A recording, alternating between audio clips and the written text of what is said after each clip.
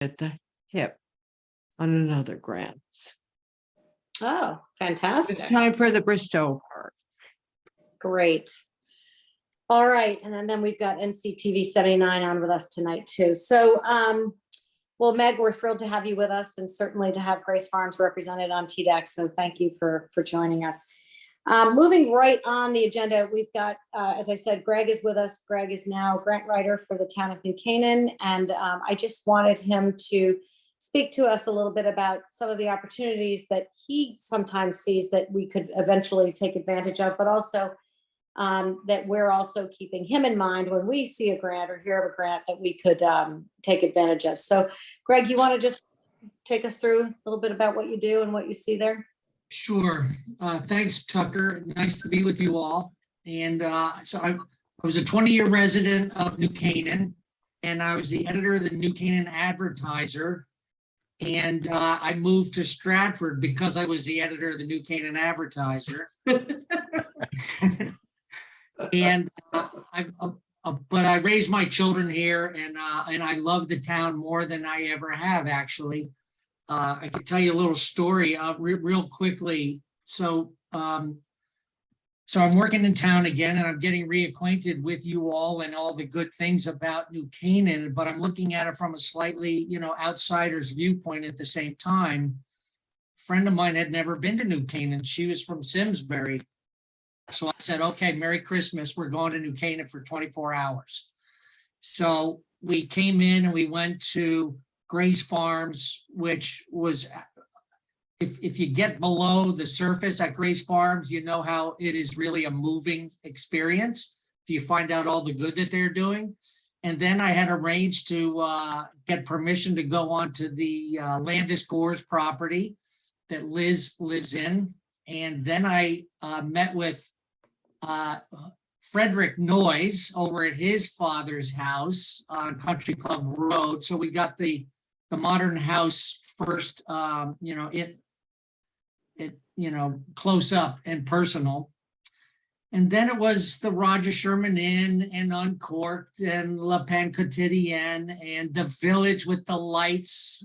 Laura Budd will tell you that I was concerned I was going to get there after the lights were taken down. Anyway, I just want to say that, and I admired the library from, while they're in their final phase, and the Historical Society campus. There's so much, and it's nice to have a fresh view of it. And I'd love to help, generate some funds to do what you guys want to do. So, that's my little Destination New Canaan story. And so the town hired me, and I'm working on a couple of things right now, and then we'll get into what you guys want to do. So I'm helping a couple of town partners, the Town Players of New Canaan. We're working on a grant to help their renovation for the potting shed and at the Powerhouse Theater. And as Susan Schweitzer said, I'm helping Friends of Bristow do a riparian restoration project in that park. I'm working with Captain Bassett at the fire department to get them some extra equipment for a rescue right now. And the next one coming up is a Connecticut Deep, energy and environmental protection, working on a recreational trails grant. There are a lot of opportunities, as you probably all know, probably more grant opportunities now, maybe than ever, because the federal government has been sending so much money out to the states, and now it's the state's job to get it to the municipalities and the nonprofits. So there is a lot of opportunity, and the way my job will succeed best is finding out the projects that department heads have to do, and then I keep my eye out, and I ask you all to keep your eyes out and send me all the leads that you get about grant opportunities as they come across your desk. As a matter of fact, sometimes I'm the last one to find out about the opportunities because, they don't have the grant writer on their distribution list. They have the department heads, public works, parks, et cetera, et cetera. So I do rely on you all to let me know about opportunities. And then we see what we can put together. It's all about aligning projects with not just a grant opportunity, but really what their guidelines and priorities are. So whenever we can align ourselves closely to what they spell out, they're very clear about what they want to fund. So when we follow that and can align very closely with that, we have a very good chance of getting the funds. So that's kind of how it works, and that's what I'm doing now. And there are plenty other things to do. Are there any questions right now? I do have a couple of notes about grants that might, be a fit for you guys. To Connecticut Department of Economic and Community Development, DECD. You may have heard about a Communities Challenge grant. This is an annual I think it's a 4-year grant program, actually. And they want to fund, let's see, they want to reinvigorate downtowns. So New Canaan has a pretty invigorated one already. They want to infill, they want to take buildings that are kind of derelict or vacant and help to renovate them. They want to help with walkability, bikeability, and they want to support transit-oriented district housing, which I think would include some affordable housing to meet their priorities. So that is one that's coming up. May not be a perfect fit, but it's close. AARP also has a community challenge. Now their grants would be smaller, maybe 20 grand or so. But they're all about making towns livable for all ages. And that means making things walkable, making things senior friendly with benches and safety and things like that. Things in parks, amenities for all ages. And then we have, I think Wait, it was. Greg, can I ask you one thing about that, the senior Please, one? Nancy. I have thought that we would really benefit as a town from having a trolley. Because if you think about Grace Farms on the north and Waveney Park, like that's a pretty big walking distance. Not too many people can do that. Right. Yet if there was I'm sorry, that's my dog that's gotten the log. But if there was a trolley that could go in a cycle and people could get on and off for free, and part of it would be downtown, part of it would be Waveney, part of it would be, obviously the Historical Society would benefit from it. But then going up to Grace Farms, which if you don't have a car is really too far to go from the train, it could be fantastic, and it would, for seniors, certainly would fit into that grant profile. Okay. Thank you for that idea. That's a good idea. I've heard it before, but I'm glad you reminded me. So let's see. So I guess it was Meg that mentioned her desire to have what might be called complete streets, where bikes and pedestrians get along, and cars and multimodal transportation they talk about for villages. I can tell you that there's another grant coming up very soon, I'm told, called, it's a DOT grant, state DOT, and it's community connectivity. So this one, you guys all know what WestCog is, Western Council of Governments. Council of Governments, yeah. So I'm in touch with them about regional things. And I guess there was a plan drawn up a few years ago to connect Darien with New Canaan. I think that was actually one of my ideas, because I used to ride that loop a lot. And so there's a plan in place, and we may be able to apply a potential project to that grant opportunity called Community Connectivity, coming up soon. The State Historic Preservation Office presents opportunities perhaps around town or in the downtown, in the historic district, if there's anything that isn't perfect. And so that's sort of just a quick overview of some of the types of grants that exist. And so, Oh, sorry, Jack, you had your hand up? I did. Can you hear me? Yes. I can. Hi, Greg. Hi, Jack. Hi, Greg. Good to see you. I strongly support what Nancy had brought up about having a bus that goes around. And one thing on my list was possibly to anchor that. We've often talked about a kiosk in town to give tourist information out or information about the town to people. And I just wanted to mention that now. I have other things here, but I thought that could anchor a jitney that would go around town. The idea of a kiosk. We'd actually talked about it.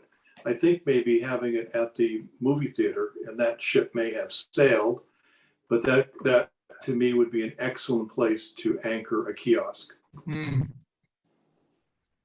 I had also, Tucker, you remember, again, so I started just 3 months ago back in town here and, all excited and everything. And I just told you my story about my perceptions and enjoyment of all the great things here. I didn't mention half of them. So I was wondering if you all wanted to have New Canaan strive to become a cultural district like Ridgefield has become, and I think New London has become. And but Tucker made, so I know she heard me, and I also know that you all have, other priorities for 2023 that you guys are maybe starting to pursue or will continue to pursue. So Yeah, Greg, can I ask you about that? I know we did talk about it, and yes, Laura and I had gone, I don't know, a year or two ago, we'd gone up to Ridgefield and met it was really a one-person band. I mean, the woman that was able to get that designation. And I guess my question, and we asked her this then, and aside from just sort of the recognition of that, what else does that get you beyond just being able to say that you're, a cultural destination? Or does it open up any other opportunities? Well, first of all, I don't have a grant opportunity at my disposal right now that fits that. Okay. But if you guys were to, there is a criteria. I have some criteria that the state has put out that some towns have met. I think there are 3 now in the state. I'll tell you what the state really wants primarily is they want towns to be promoted as a destination, but also to cross promote the state, right? Greg Sages is shaking his head or nodding his head. So they want to, they want the state to be known as a cultural destination, which is legitimate. And so one of their ways to go about that is to get, partners at the municipal level to do it and then link it, cross promote. So to answer your question, Tucker, theoretically, the towns would get cross promotion. You get good promotion from the state, people searching for, I don't know, summer vacations or things to do, places to go in the region, or so you get a special place on the map, I'm sure. So I think the idea would be to make to we all know New Canaan is special, so you'd have to kind of market it, package it, so that it's something easy to promote and grasp if you're on the recipient side, so that people come here more often and spend more money. I think it's an economic development. Yeah. Potential. Nancy. One thing is, could we possibly get Merritt Parkway signs that say like Glass House, Grace Farms, Historical Society, exit here? Like, you drive up to Hartford and every other town has these exit signs telling you what are they even have like tourist attractions, and they'll have 4 or 5 things on them. They And even I have don't Stu understand- Leonard's on 95. It even says Stu Leonard's is off. Yeah, yeah, but you drive by New Canaan and it's like, okay, we're here and Some of gone. those are sponsorship opportunities, actually. So I don't know, does anyone know about that? Greg Sages, have you ever looked into that, or have you No, some guys how to get signs on the highway, or exit here? Well, if somebody wants to make that a little homework assignment between now and the Walk next. Aquarium, I think, is an example. They get signed, you know. and Right. stuff. Almost everybody but New Canaan gets signage. Well, I was gonna say, the closer you are to Hartford. I'll likely look you- into it. I will look into it. Yeah, we All can, the local legislators, right? I'm sure they'll know. Right. All right. I love that idea. Anybody got any other questions for Greg? I mean, I think the point here is that, you know, while Greg is hired by the town and is working for the town, and you missed one of the grants you're working on right now, Greg, and that's your neglected cemetery grant that was approved this morning at Board of Selectmen, but Yes, you know, like he said, he is, you know, assisting the town players. I mean, he's obviously not able to apply for grants for all the nonprofits in town, but certainly when there's a core connection to the town, to the municipality, and a way that we can justify that and you know, utilize his efforts. But I think the other aspect of it is when you all are going about, you know, trying to get some of your own grants, and I know you've all got grant writers that work with your different nonprofits, but you know, if you ever wanted to tap into Greg and just say, what do you think? You know, do you know anything about this one? I think he'd be, and I you know, back to sort of the cross pollination, I think that's a great way for us to make sure that Greg knows about grants that you all are working on and vice versa, because I think you package them up, as you said, when you put together a grant, and if you know other things are happening, it can only help. right. Yeah. Yeah. That's the Greg, key. we have I know a about good to great opportunities. grant. Oh, Yeah. sorry. I'm sorry, Nancy. No, we have a good to great grant that we're working on with the State Historic Preservation Office. And they shut down that program for a couple of years, but the funding has now re-upped. We can't apply because we're currently working on one for the Rogers Studio. But it's a real opportunity, and Yeah. especially because New Canaan has so many incredible places that are already good, and the funding would then make them great. That's the idea. That's the town players. That's. That's, what we're using, Oh, the okay, town okay. players, Yeah. That's Yeah. Connecticut Humanities for everyone's information. yeah, so what we had to do for town players was, the trick with that one was that they needed to have their lease amended to include the potting shed as a black box theater. So we had to take that through the town council and what have you to get the lease amended, which Right. we did successfully, and so now they can apply for the grant. Jack, Yeah, I did, you know, talk to people about this to get some ideas, and so I have a few things, if I can just read them off. So one was maybe getting grant money to do a fresh survey of the town to see what the townspeople see as the direction, the future direction of the town. And that maybe would include a question about what Greg was talking about before, about having it be more of a tourist destination. I think that that could be helpful. So that's one idea.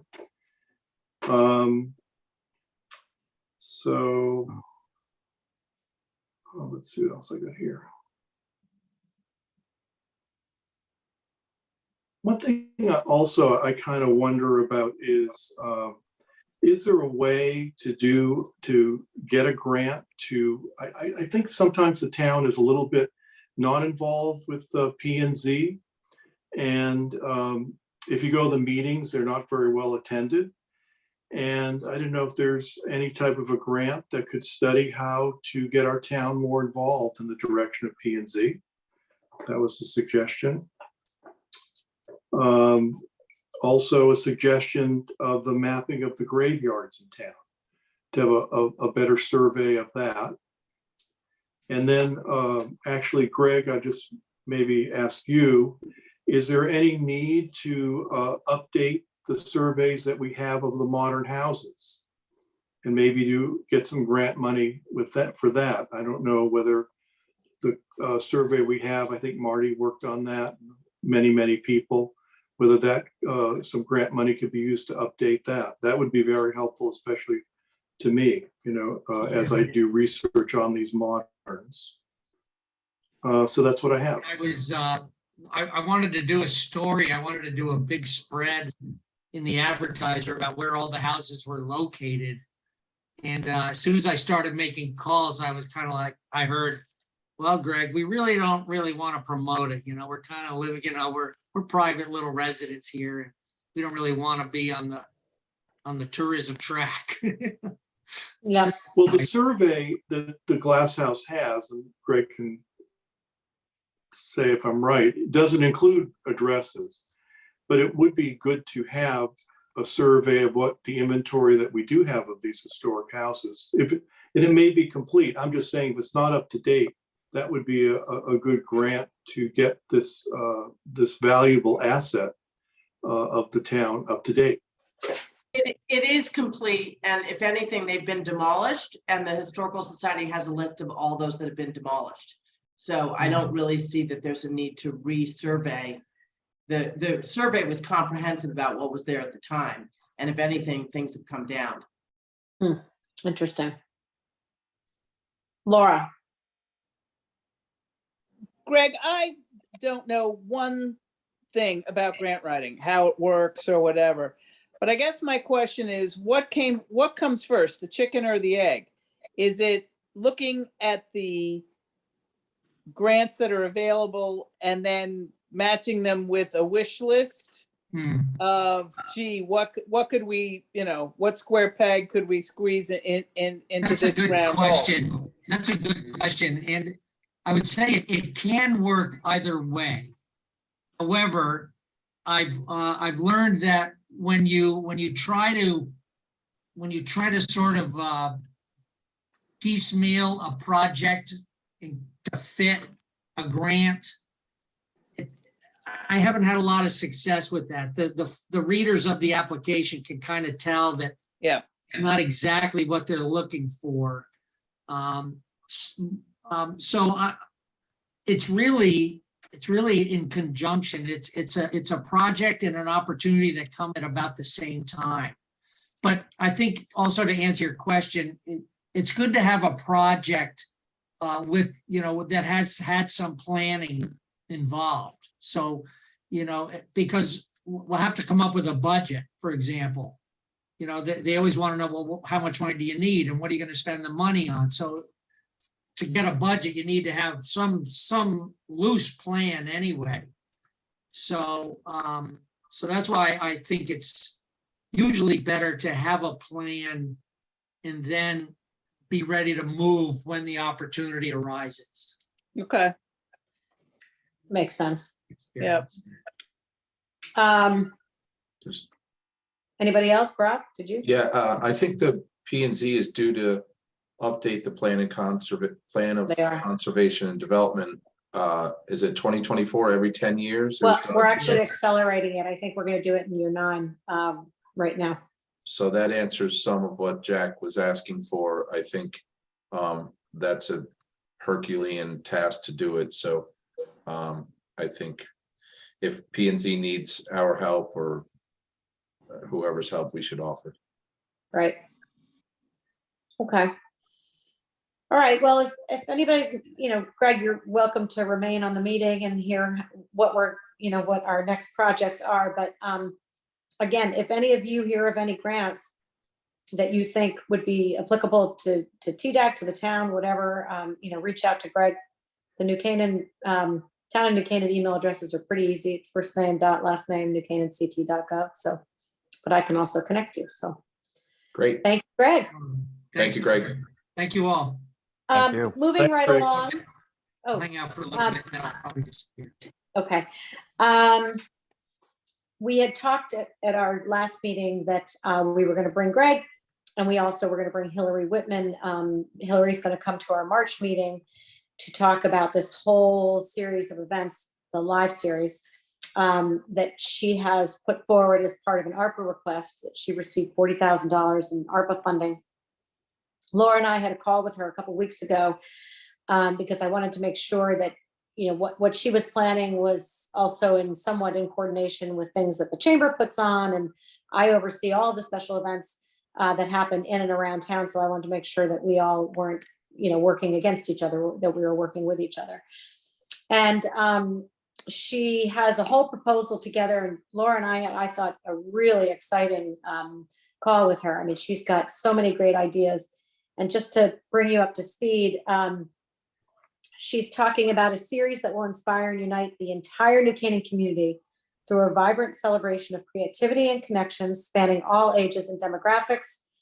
Town residents will be involved as participants, performers, professionals, viewers, artists, amateurs, and appreciators of the arts. All programs will be free of charge or require nominal fees of anywhere from $5 to $15. And what she's got, what she's starting to plan out are 10 live performances that will include local bands at some of the exhibit openings at the Carriage Barn. She's working with the farmers market to bring a farm to table. It's called Farm to Barn Brunch, which will be really, I think, fantastic. A winter family concert with the Stanford Symphony. She's talking about some open mic nights, a spring puppet show. And Laura and I talked about maybe she's got this great group that does these puppet shows. And we were thinking maybe that would be something that would be great to bring at Food Revolution for the Food Revolution event that happens in town in May. And then she also is offering up possibly doing some live performances at the Holiday Stroll, the Saturday of the Holiday Stroll, so that there'd be more things going on. And then she's got 10 hands-on art making events that she's talking about, things like family drop-ins, meet the artists, some senior oriented art making days, and then some plein air art, outdoor art making. And then, of course, finally, she's got 2 community-wide festivals, which Art in the Windows, which many of you are familiar with, which happens every year, but make this really a town-wide exhibit. A downtown arts festival is part of that. And then this Make Music Day, which they're spearheading basically Make Music Day in New Canaan is part of a nationwide initiative to promote and celebrate live music performances that are free and open to the public. So what she's thinking about is just having a series of live sort of literally events going on all around town in one particular weekend or one day. It was really exciting. And so she's got a lot more to share with us on that. She's talking about a kids film festival. And then she said she was approached by the family of Bob Gold, who was the original designer of the Casablanca posters for those movies. And she's going to do a whole exhibit on all of those. And anyway, she's got a lot of ideas going on. And I asked her to make sure that she reaches out to all of you, because that's the whole point is, Greg mentioned cross-pollination at the state level. We certainly need to have cross-pollination at the local level. Laura, what else did I miss in our conversation with her? I mean, it was just, we had a great talk, and I think there's a lot of potential there. No, I think you covered it. I think that National Music Day, Make Music Day is going to be huge, because we have so many, musical groups in town, and getting that all coordinated. And, I think it'll just bring a lot of our assets together. So, I think the key is to make people see them as, just a continuous celebration of the arts here in town. When does that start? So, I mean, some of it starts in March. I mean, some of her own events, but it will go all the way through to the Holiday Stroll of next year. And again, one of our focus points this year, or goals for this year for TDAC, is really to highlight what's going on in the downtown and to really make as many events in the downtown. And it's always been a dream to have the community know and come to expect that every Friday night, the first Friday of every month or something, and there's something going on. You may not know exactly what it is, but you can count on it. That's a dream, but I think it's something that we could really pull off. And I think some of these events could do that. Some of these topics and themes could do that. So I know many of you already work with Hillary and her team over there, but I think when we hear from her in March, but she may be reaching out to some of you even before that, because she's got some ideas of how she can incorporate some of the events that you all work on. I think we should try to get her as part of this group too, right? Yeah. We've got all our major assets represented, and they've really kicked into high gear over there. So That they have. Those are a lot of good ideas. Yeah, that and she- she's Amazing. really actually. fleshed them all out and has, already has contacts and people available to do it. Now, some of them are going to require, like this puppet show, for example, I think to have this thing for the day was like $1,000 or $2,000 or something like that. So that could be one of the recommendations that TDAC makes to, to the first selectman. Remember, we're an advisory committee. We don't have a budget per Yeah. se, but there's money that's designated for our activities. And so we would make a recommendation that we would like to fund that and really fill out that food revolution event. And some of her ideas will be held in town. Oh, yeah. That's unbelievable. Yeah. Great. Right. Now, remember, she got $40,000 in funding from ARPA funds. So that is really what launched her, which was exactly what the ARPA funds were intended to do. And, being that, again, that we're focusing on the downtown, and she very much wants to bring a lot of this into town. It all started when she has her Art in the Windows event, the kickoff event in the downtown. And she just felt it was absolutely appropriate to have those things. And we've got the space for it. So. Mhm. So That's great. that's the, so she will be with us in March, but if any of you have any ideas along the way that you just reach out to her. I mean, she's still working it. And, but as I say, she's got a lot of things already lined up. I don't see BJ on the line, which is fine. We talked briefly this morning and I'm moving right down to the business development guide. But I know we sound like a broken record and that we're working on it, and we are. A couple of new things have happened that are going to be great for the guide, and I think everybody, maybe for Meg's benefit, and I see Lisa's online. This is something that we have been working on to develop a one-stop shopping, if you will, if you're thinking of opening up a business in New Canaan, that you could go to this document. It would be in print or online.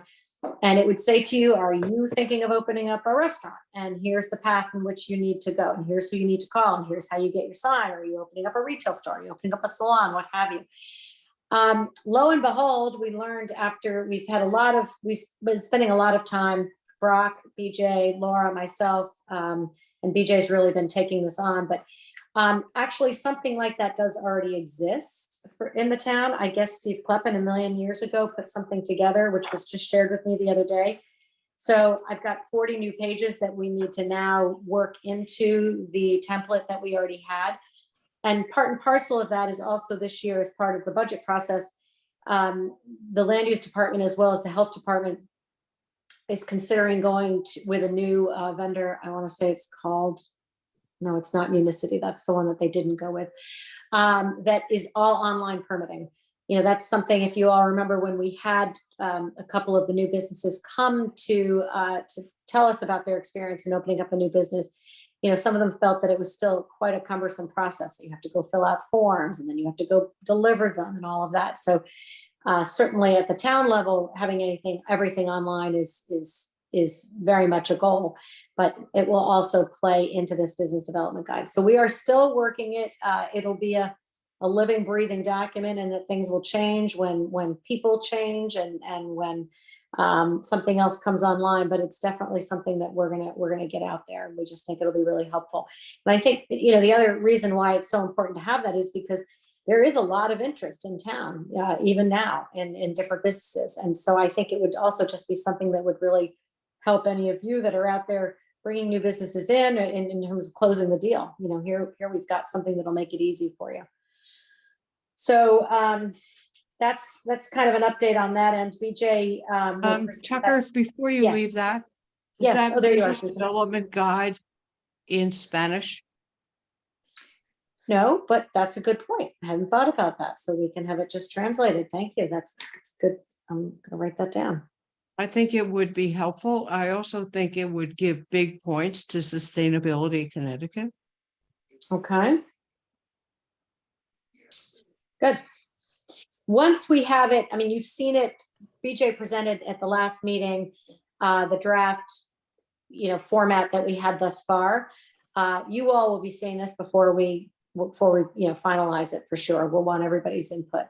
And clearly we just want something that's an easy document for people to, when I say document, I mean, of course it'll be in print, but also online. We just want it to be an easy process. So that's that on the business development guide. Where's my agenda?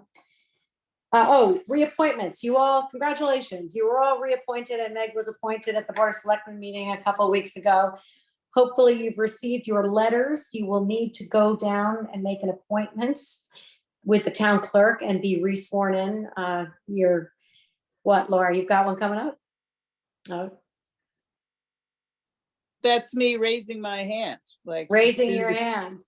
The secret oath. You have to go raise your hand and you have to sign away saying you have no conflicts and that kind of thing. So, Term though, because it seemed like the years were off. no, it's because we didn't reappoint you a year ago. You were all up December 1st, 2021. And we just didn't do it in time. So that's why it's a 3-year term, but you're already a year into your 3-year term. Okay, that's what I was confused about. That's what. I know, we have that happen oftentimes when somebody's filling in for an unexpired term of somebody. It says they're appointed to a 3-year term, but it's up in 6 months because it's that person's term. And so you're all a year in. So you were technically reappointed at the last meeting, but you've been serving and sitting on the TDAC even since then. So I appreciate that. Tucker, do we have to make an appointment to get sworn in, or we can just go in? You have to Yeah, make you an- better make an appointment. You know, Okay. they need to be prepared and have all the paperwork ready and that kind of Okay, thing. it So, has to happen in the next 2 weeks, you said? no. I mean, as soon as you can, Okay. but the sooner the better, but make it when it's convenient for you. I always like to go around the room and have everybody give us updates on what's happening. And again, I'm looking at my little box of squares and I'm going to pick on Greg Sages first because I see him. He's my upper left-hand corner. Just give us a little report on things at the Glass House. Yeah, a couple of things. Our next tour season will begin on April 17th, Monday, and we're looking forward to that. I don't have things settled enough to disclose what kind of installations we'll have on the property, but we're putting together a listing of both installations and programming, speaker series and things like that, some of which we'll do in conjunction with the New Canaan Library. We were talking earlier about the grants, and I don't know that all of you are familiar with the detail that the Glass House is a piece of property. It's not a legal entity. It's owned by the National Trust, which is registered in the District of Columbia. This has prohibited us from getting certain grants, and it's limited the dollar amount of other state grants here in Connecticut. So been working with Tom O'Day to try and get legislation changed to treat us the same as a domestic entity. And, you know, we've been instrumental in the state's campaigns for tourism, and we would like to, you know, reap the benefits of that relationship as well. And so I may be calling on a number of you, if not all of you, to, if you're willing to issue a statement in support of the Glass House's attempt to become equalized with local entities. Greg, is that the case for everybody that's part of the National Trust? I mean, is that just a Connecticut issue? Well, it's this is specific to Connecticut, and it's specific to the Glass House in that we are not a legal entity. Some other sites of the National Trust are legal entities I see. in the states in which they reside. Yeah, I think you can count on us to do anything we can to help you. That's must be frustrating to not be eligible for some of these opportunities. Yes, it is. How did your year end out? You know, I mean, I know COVID behind us, now we're moving forward. Yeah, so we you know, finished, we had a very good year, but we were only open 4 days per week, whereas our permit allows 5, because we weren't sure that the demand was going to be there. When we reopen on April 17th, we'll be open Thursdays through Mondays, so 5 days a week as we are allowed. And we're looking forward to that. So our visitation was probably 10,000 last year. And, you know, the mechanics of the permit that we have kind of limit us to about 15,000. So we're looking forward to that bump in visitation for the coming season. Great. Brock, you've got anything to report on your end? How's the real estate world? Nothing real concrete. There's definitely a pickup in activity, both office and retail. We could always use more, but definitely a positive uptick in showings and activity. And so I hope that continues. Good. Hey, Brock, do you know anything about the French bakery cafe that's going in where the old Green and Tonic was on Burtis? Only that I saw the sign in the window and I assume the deal is done, so they're probably working on getting up and running, so I don't know anything about their timing. Okay. I think, Zumbox is going over there too, right? Correct, Right. And I think that with a second location. yes. And I think, first of all, my understanding on that is that Doug Zumbach just can't roast enough coffee at his current location. And so he was looking for a second place to be able to roast. But I also think that that new development, that's going to be built over there, I think they're all thinking they're going to be right at the front door of a new luxury apartment building. Definitely, I think that would definitely be a positive thing if that does get built and get Right, underway. right. Brock, do we know anything? CT Sandwich closed, and my understanding is he just wasn't making money. I don't know if his lease came up and the increase was going to be too much or burnout or whatever. But there's already paper over the windows there, and the guy from Tony's said that he heard there's another restaurant already working on getting that place ready. Yeah, I had a client ask me to reach out to find out the status. The owner said he wasn't really clear, but clearly they have something in the works. I think his son was a tenant. The landlord's son ran. Yeah, CT I thought so. Sandwich. So maybe Okay. that just ran its course and they're putting something else in there. Oh, okay. He told me it wasn't available, so they have something in the works. All right, that's good news. That new pizza place has opened up on the old Vicolo space. People are really saying great things about that, which is nice to hear. Another new pizza place. Alan, what's going on in the PR world?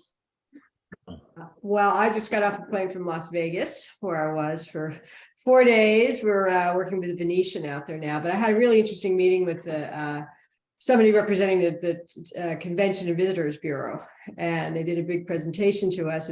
It's unbelievable the bounce back they've had since COVID. They took us through all the numbers, but one of the findings they had is that people want to get back on planes now, and smaller towns are not going to have as much of the tourism as they had. I don't know if I believe that. I mean, I think they always shape things to benefit themselves, these tourism industries, but it was interesting to see. And I can just tell you, because I'm on a plane every week, I mean, things are just booming. Everybody is out and about and moving around. Every plane is completely full. But I mean, I still think there's a great opportunity for New Canaan now, because, I mean, everyone on this call knows just the amount of new people that have come to town and opportunities to kind of redo a lot of the things we've all done for years here with fresh eyes. So it's, and I know Tucker, I know you're on New Canaan Moms, but it's interesting to read the Facebook page and just see how that's evolved. And it's, Yeah, it's interesting to see, but. right, for sure. I think. I've seen a lot of New Canaan moms lately. Several posts in the last couple of weeks where someone's put up, I've got visitors coming in for the day. Yeah. They've never been to New Canaan besides the Glass House and Grace Right. Farm, historical site, that kind of thing. What else do you all recommend? And it's interesting to see how some of the comments, but I love the fact that people are, thinking of coming here for, as Greg said, his friend that had never really spent any time in New Canaan, and there was so much to do. Yeah, and I also been noticing, and all these women are saying, where can I go to chill out? That's Yeah. another big one. So Right. maybe you think maybe we need another, a yoga studio or something. She should. Yes. Lisa, library, you're not officially a TDAC member, but you're certainly the executive director of the library, and you've got a lot going on. You want to bring us up to speed? So yeah, we've got some big news. We're weeks away from opening, so that's super exciting. I won't reveal it here because my team haven't been told. That's tomorrow morning. They'll all learn, but it is a couple of weeks away, and I think the last cart full of books got shifted into the new building today. So that's a pretty big milestone. We are busily planning lots of really exciting programming, and we think a lot about things that will drive traffic into town. So for example, we have a preview event coming up we've asked everyone who RSVP'd to please consider booking at one of the restaurants in town. And then we had contacted all the restaurants, and about 5 of them came back to us and said, yeah, we'll do a signature cocktail or a glass of wine with your meal or something. All they have to do is show that they've been to the library's event, and they'll, you know, put on some sort of special thing. So that sort of thing. We've, in a long and tedious process, had an RFP out to get someone to operate the cafe. We only extended that to people already operating cafes independently in the town of New Canaan. And I'm delighted to say that I've got a lease document to review after this meeting, and hopefully we'll get that signed up within a couple of days. The interesting thing there in terms of local business, I had a lot of interest. People are super excited about the opportunity. A lot of people were, you know, came and expressed interest and wanted to know about it. But a lot of the restaurateurs and cafe owners are struggling with labor problems, labor shortage, and felt that right now they couldn't open a second location. And, you know, which was what any one of them would have done. It would have been a second location for one business. So, I mean, you know, that was fine. So we didn't have quite as big a pool as I thought we might have had initially after the expressions of interest. But every single person, like, it was so excited. And even the people who pulled out and said, I'm sorry, I can't do this, you know, continue to contact me and make suggestions about who might. And so that's super positive. And then obviously, you know, once we can start having really big programs in the auditorium, the ability to time those so that it's very natural to walk straight from the library over to Elm Street or Forest Street and have a meal or meet a friend or whatever. We definitely think strategically about the timing of programs so that it flows nicely into doing something afterwards. Great. Wow. What's the time frame from start to finish of when you started this project to when you'll be in? 10 years for me, but it started Yeah. before me. No, I mean the Yeah. construction part, the Turner on Oh, yeah. Sorry. The diggers arrived November 1st, 21. So it's 14 months right now. Incredible. It'll have been 14 months, just in, you know, a week by the time we I'm open. building a 3,500 square foot house. And it's going to take me 2 years. It's the construction company have been amazing. If anyone's ever doing something that on scale, Tuck Turner Construction are really phenomenal in terms of logistics, and remembering that, you know, we hired them when we were still in planning stages, which everyone knows went for twice as long as expected, 7 months. And we were having to make decisions before we even knew we had a plan that was going to go forward. And Turner were able to manage so much supply chain challenge during the most difficult period. And that's why everything's done. I mean, not everything will be completely finished when we open the doors. And we've got that tension right now of, you know, we really want to open. We really don't like not serving the community.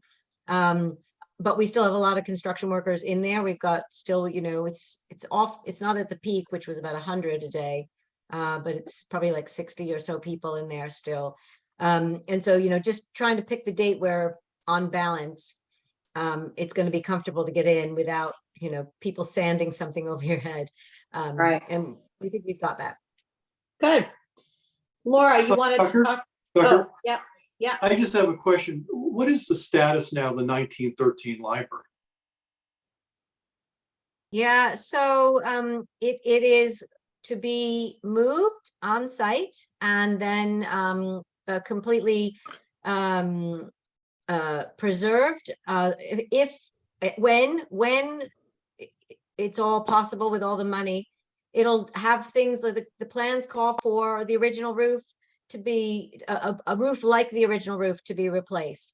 A portico much more like the original. As you may know, the roof that's on there now is a synthetic plastic. the columns were replaced with fiberglass many years ago. There's a lot that was done to this building over the last 100 years that to really make it much more like its original self will need to be replaced. And so that'll take some time, but in the short term, it'll be made safe and secure on a new solid foundation so that we can then get the rest done. Well, what's happening has disturbed a lot of people.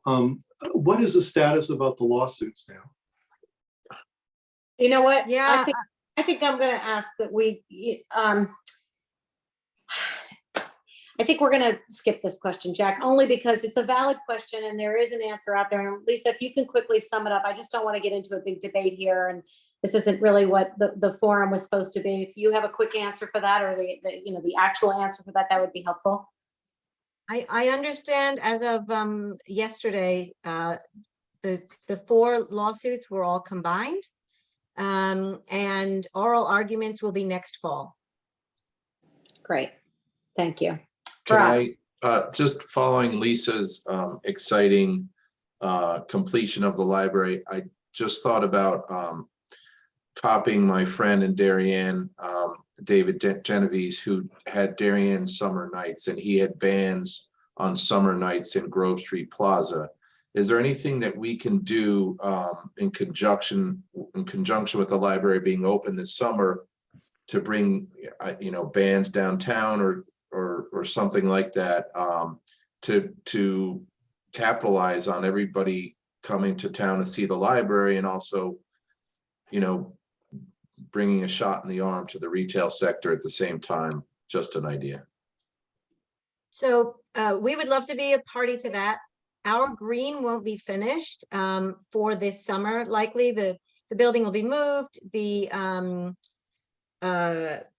green will be under construction, but it may not be finished till end of summer, depending on how swiftly things go. Okay. We're super hopeful it'll be ready by autumn. But certainly, bands and other sorts of festivals around will be, wonderful, especially when that green is there. Yeah, I know it was very successful in Darien to bring people out in that Grove Street Plaza. So I think we should make an effort to do the same. Yeah, and Brock, great minds think alike, because I actually reached out to Lisa a couple months ago and said, is the green going to be up and running for that kind of thing this summer? And she told me that not quite yet. So I'm a frequent flyer at those Grove Street events. My Okay. son and wife live in Darien, and so we go there, and they're fabulous. Again, because they're every Friday, and it's a tiny little space, and it's absolutely jam packed. But Yeah. everyone just brings a chair and something to eat, and it's a lot of fun. It's sort of their version of the Waveney concerts, but on a much smaller scale. But very, very nice. Great. Laura, you want to talk about Unlocking Connecticut? Yeah, so I was not able to attend with Tucker. I think you and Kevin went up, and it was the state's big economic forum. Was it like last December?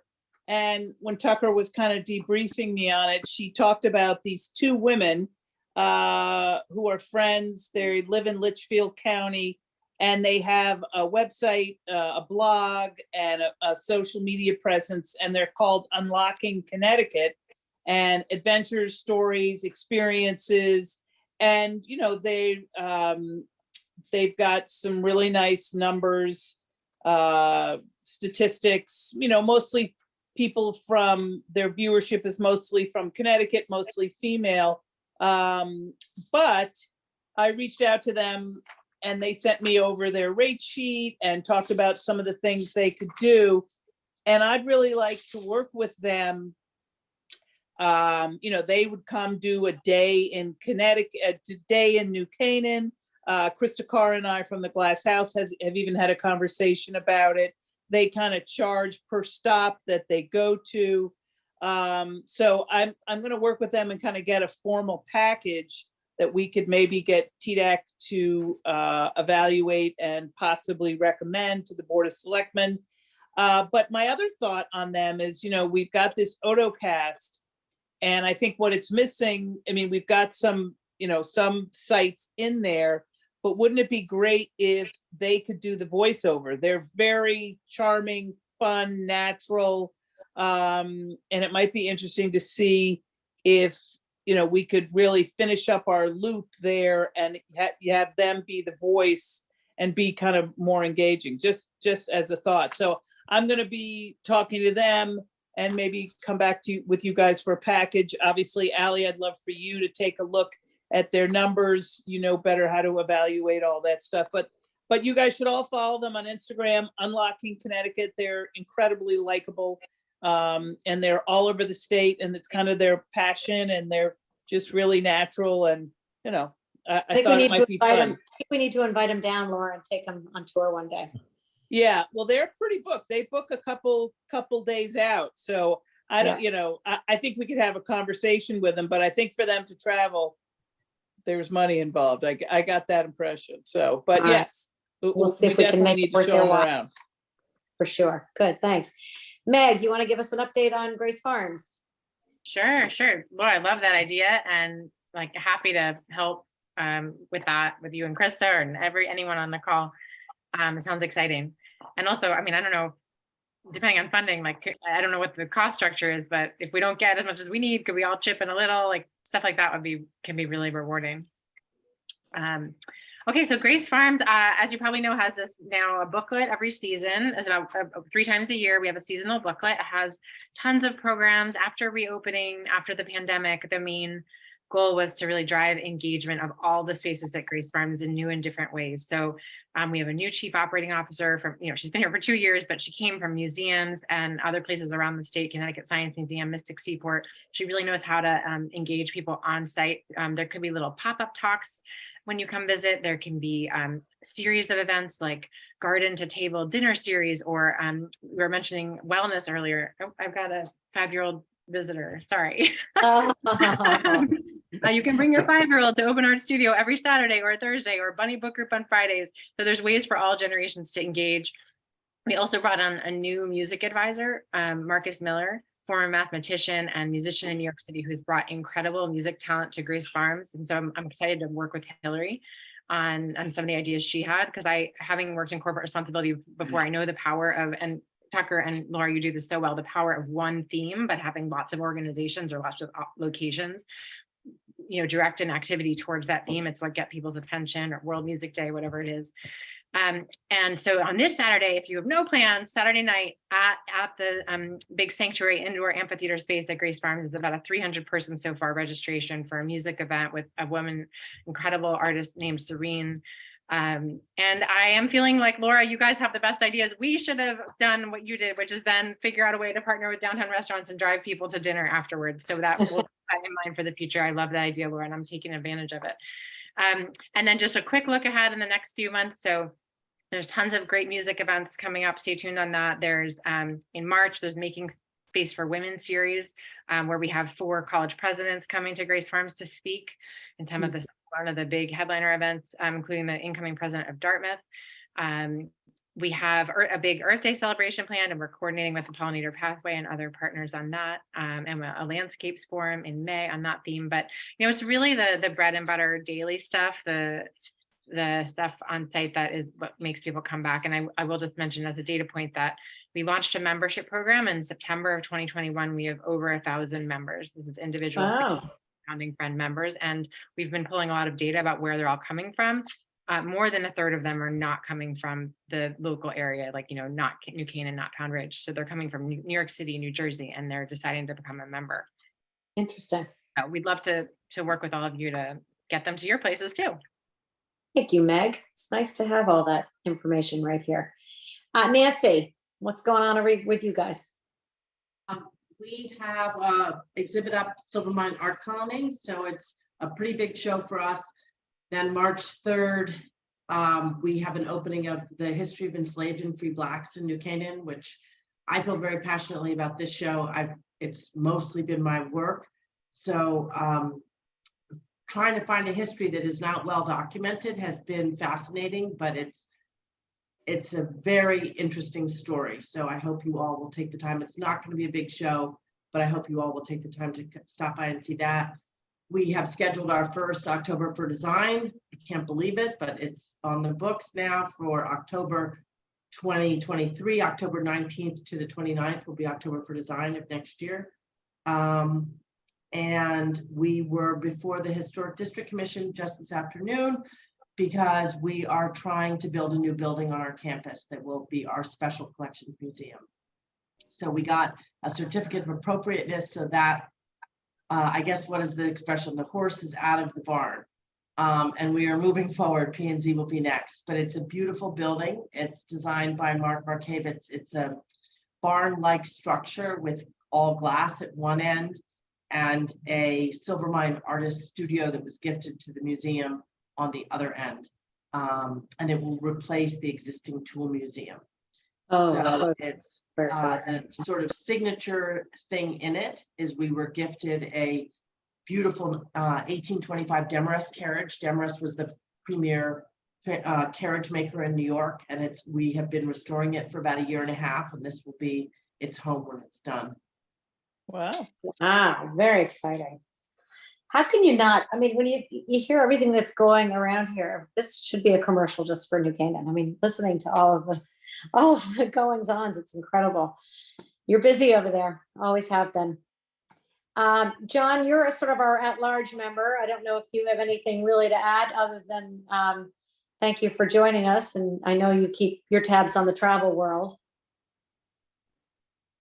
Still with us, maybe not, maybe he's in listening mode. I will finish up with, unless there's anybody that I missed, but just want to let you know that, oh, sorry. Oh, Jack, No, you have this fun. Yeah, so besides working my real estate virtually here, I'm excited because I have a referral in Uruguay, a 500-acre parcel on the ocean. So I can work it from Europe, which has been quite interesting. But I was talking to some preservationists. I just want to mention this.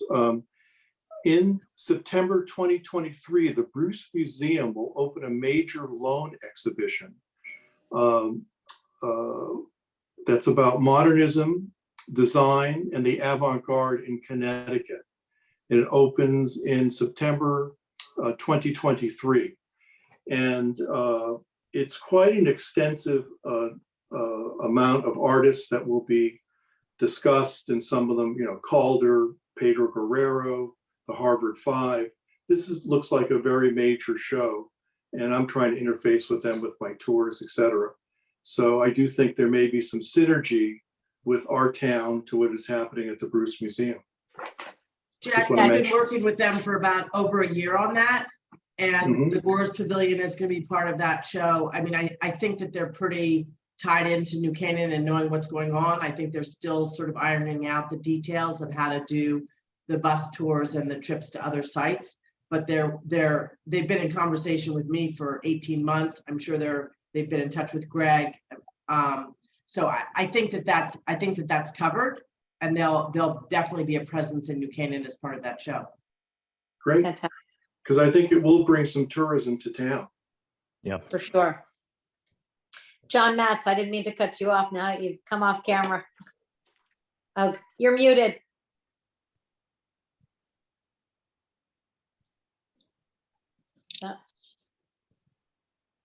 Oh, I there mean, you the travel is crazy because there's so many things going on, or there was over last summer and fall. But yes, people are traveling like crazy and they want to get out and experience things. And that's what I'm hearing. I mean, if it wasn't for low water on the rivers or war in Ukraine and things like that, and China's problem, so on and on. So travel stuff, but I'm not traveling anymore. After 3,000 miles of travel during my working experience, and 3,000 miles of on my Delta account, I don't really want to travel anymore. So I'm done. So. All right. Well, thank you for that. Sure. I'll just finish up on the movie theater. If anybody's been by, you'll notice that the windows have all been, the front windows have all been taken out and restored back to their original form. There's new shutters on the building. So the outside work is really sort of wrapping up. The inside, I was speaking at Rotary today and I saw Greg and Nancy there. And I was explaining that you would all be just absolutely blown away if you could see the inside of the theater right now. First of all, just taking up where our offices where the chamber's offices and New Canaan Cares was up there. They've taken it all back, peeled it all back to the original brick, and the outline of the patterns of the brick is all exposed again. The downstairs, while the two theaters will still remain as the twin theaters, every earth garden's gone, and on the other side where the bathrooms were has been completely opened up. So the plans are well underway. There was an investor dinner last Friday night for all of the folks that have invested in the theater, and there was so much excitement and enthusiasm for this. The Cinema Lab was tasked with raising $1.5 million for the interior renovations, and they're past 2.3 at this point in time. So they're putting a lot of their own money into it, which is great. They're putting a lot of money from a lot of our very generous residents. But the goal is to open this on the 100th year, which is this year. So we're hoping for all those Thanksgiving blockbusters, and of course having the independent films and events and things like that as part of the theater. So really, really exciting. About how many people invested? I want to Individuals. say about 25.